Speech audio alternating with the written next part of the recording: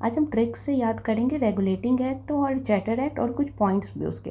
तो regulating act 1773 पहला act होता है जिसमें ब्रिटिश पार्लियामेंट रेगुलेट करती है कंपनी को।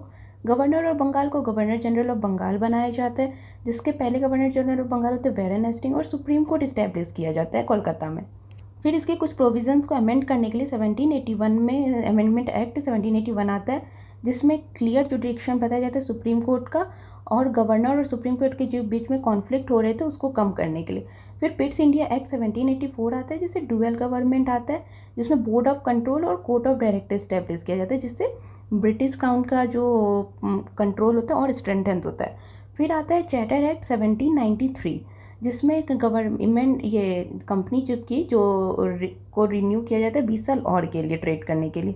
फिर गवर्नर जनरल को और भी पावर मिलते हैं प्रोविंस के ऊपर, और company allowed to continue trade in India.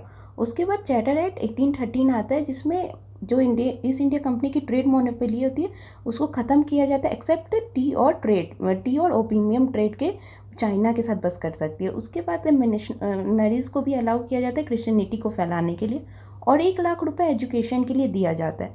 उसके बाद आता है चार्टर एक्ट 1833, जिसमें ईस्ट इंडिया कंपनी जो होती है प्योरली एडमिनिस्ट्रेटिव हो जाती है, कोई भी कमर्शियल फंक्शन वो नहीं कर सकती है। फिर गवर्नर जनरल ऑफ बंगाल को गवर्नर जनरल ऑफ इंडिया बनाया जाता है, जो विलियम वेंटिक होते हैं, और लॉ कमीशन फॉर्म किया जाता है मैकॉले के अंदर। उसके बाद आता है चार्टर एक्ट 1853, जिसमें इंट्रोड्यूस किया जाता है open competition for Indian civil service, और सेपरेट किया जाता है लेजिस्लेटिव एंड एग्जीक्यूटिव फंक्शन को के गवर्नर जनरल के जो लेजिस्लेटिव और एग्जीक्यूटिव फंक्शन होते हैं। उसके बाद आता है गवर्नमेंट ऑफ इंडियन एक्ट 1858, जो 1857 के रिवॉल्ट के बाद आता है, जिसमें कंपनी का रूल एंड कर दिया जाता है और ब्रिटिश क्राउन पूरी ओवर अच्छी तरीके से कंट्रोल ले लेती है। उसके बाद SOS का भी मतलब सेक्रेटरी ऑफ स्टेट का भी पोस्ट क्रिएट किया जाता है वॉइसरॉय की जगह, और Indian council form to assist the secretary. अब इनको याद रखने के लिए जो ट्रिक है वो है rap C1 R C2 C3 G, मतलब R से रेगुलेटिंग एक्ट, कंपनी को रेगुलेट करने के लिए एक्ट आता है। फिर उसमें कुछ चेंजेस के लिए अमेंडमेंट एक्ट आता है।